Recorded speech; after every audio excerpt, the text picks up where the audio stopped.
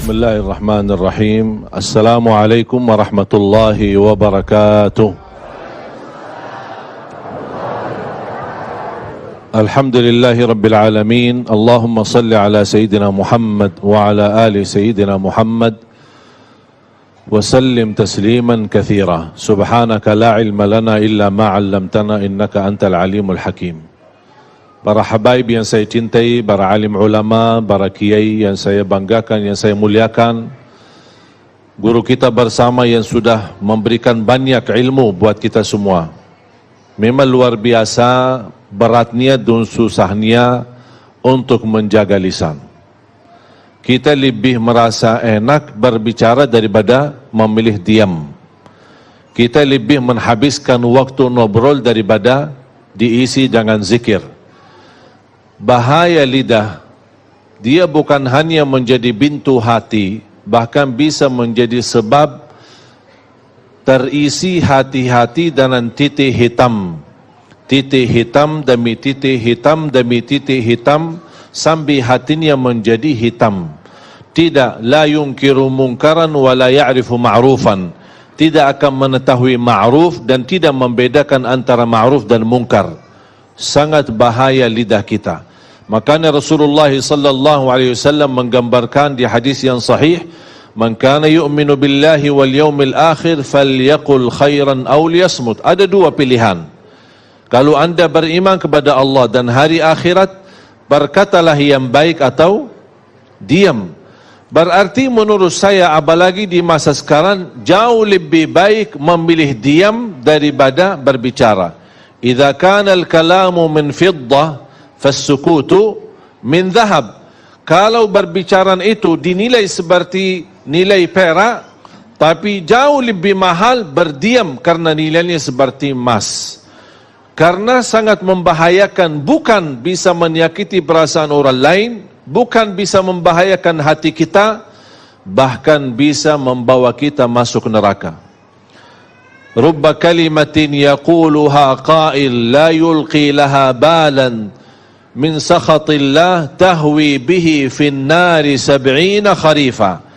Bisa saja seorang berbicara tapi dia tidak menilai dan memperhatikan perbicaraannya, mendapatkan kemurkaan Allah gara-gara perbicaraannya itu dan masuk neraka 70 tahun.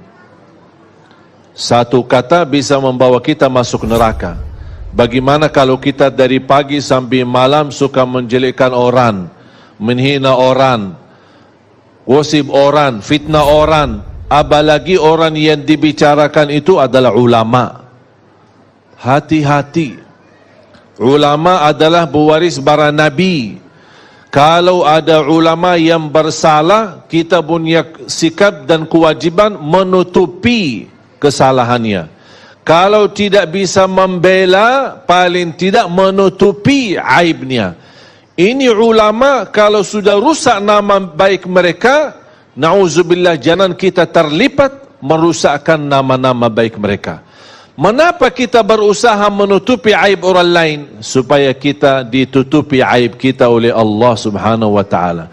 Man tatabba'a awrata akhih, tatabba'a Allahu awratah walau fi jawfi baitih. Barang siapa yang suka mengikuti aibnya orang, akan Allah membuka aibnya walaupun di dalam rumahnya sendiri. Jamaah sekalian yang dimuliakan Allah subhanahu wa ta'ala, banyak pesan-pesan Allah di suratul Hujurat.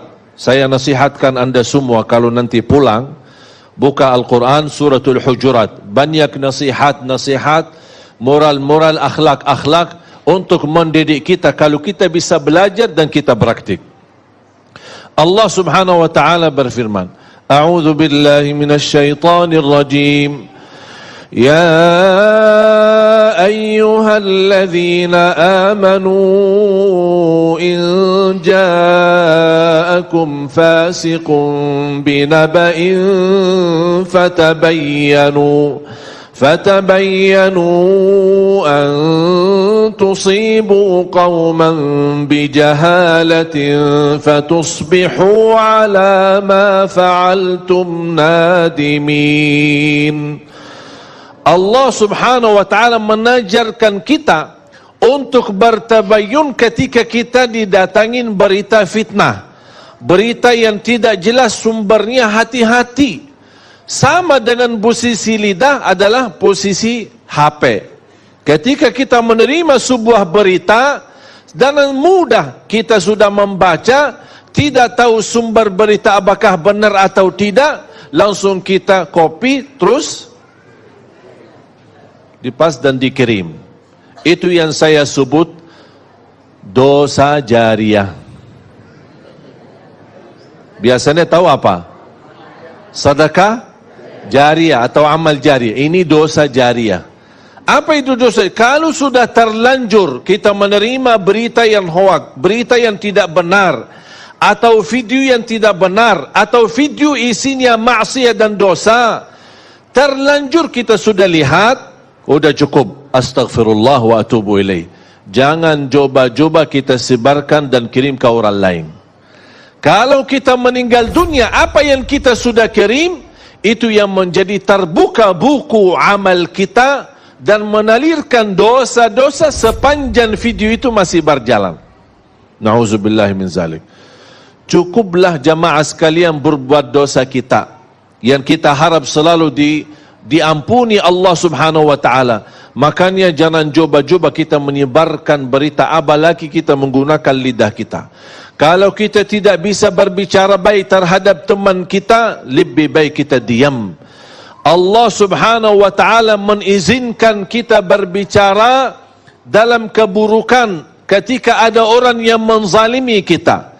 Contoh, kalau ada orang menzalimi kita dan persoalan kita sudah masuk sebagai kasus sampai ke mahkamah, di sidang, dipanggil, pasti ditanya dalam kasusnya terhadap si orang yang menzalimi, ambil harta kita, ambil hak kita, atau menzalimi kita. Pasti ditanya oleh hakim, bagaimana posisinya? Apakah saya boleh enggak bicara keburukan orang tersebut? Karena dia di dalam posisi menzalimi saya. Atau saya diam ketika ditanya oleh hakim, oh maaf pak, saya enggak berani ngomong karena saya takut dosa. Terus gimana mau diselesaikan masalahnya di mahkamah, di depan hakim? Allah di hal ini mengizinkan.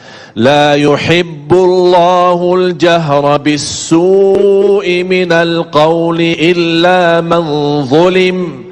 Allah tidak suka orang-orang yang berbicara buruk terhadap orang lain, kecuali orang-orang yang pernah dizalimi.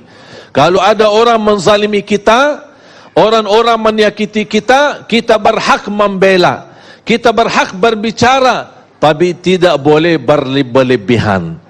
Artinya ketika kita ingin membalas, ingin menyampaikan, ingin menolong hajat-hajat kita kepada hakim atau kepada orang-orang yang bisa membantu kita, tidak boleh menjadi di posisi dizalimi, menjadi orang yang menzalimi. Makanya kata ulama, lebih baik kita tidur dalam keadaan dizalimi daripada tidur dalam keadaan menzalimi. Lebih baik kita dihina, kita dicaci maki, kita difitnah, tapi saya berusaha menjaga lidah. Termasuk amal kebaikan, bukan hanya membawa keburukan, kebaikan-kebaikan, amalan-amalan salih yang kita lakukan, gara-gara lidah bisa menjadi hanus amal kebaikan kita, bisa sia-sia amal-amal kebaikan kita. Kalau Allah sudah menanugerahkan kita beramal salih dan tidak ada yang tahu, jangan menjadi kebiasaan suka mencerita kebaikanmu saat anda melakukan kebaikan itu sendiri. Contoh, suka tahajud? Langsung jawab suka.